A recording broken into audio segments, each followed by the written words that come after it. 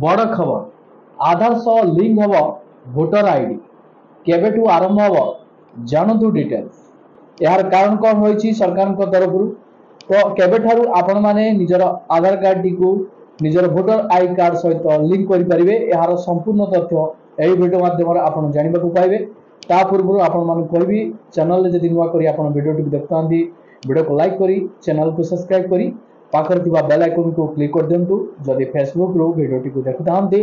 follow निश्चय कर देबे कोन रहिछि संपूर्ण अपडेट जानिबा बड़ खबर आधार सह लिंक हेबो भोटर आईडी केबेठू आरंभ हेबो जानतु डिटेल्स आधार सह लिंक हेबो भोटर आई कार्ड मुख्य निर्वाचन कमिश्नर ज्ञानेश कुमार मार्च 18 रे गृह सचिव आईन सचिव एवं आधार कार्ड जारी करुथिबा संस्था भारतीय स्वतंत्र परिचय प्राधिकरण UIDAI रो सीएम को भेटिबे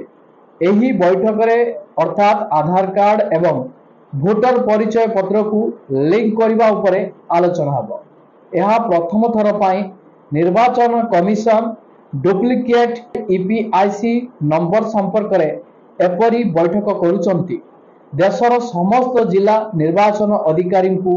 राजनीतिक दल गुड़िक सहित बैठक करने को कह प्राय 800 जिले में राजनीतिक दल गुड़िक सहित 5000 रु अधिक बैठक करा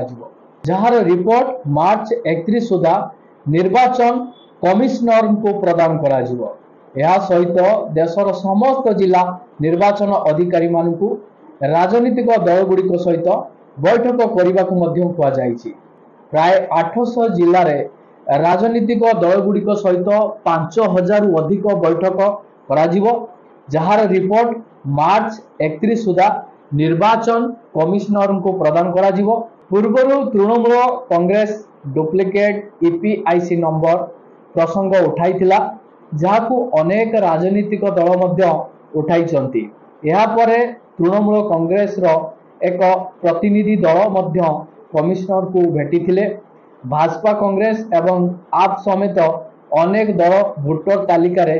जालियाती एवं नकली भोट रो प्रसंग उठाइचंती अर्थात आधार कार्ड को भोटर आईडी कार्ड जथा भोटर आईडी सहित लिंक करिया पई एक गुरुत्वपूर्ण निष्पत्ति शीघ्र निया जाई पारे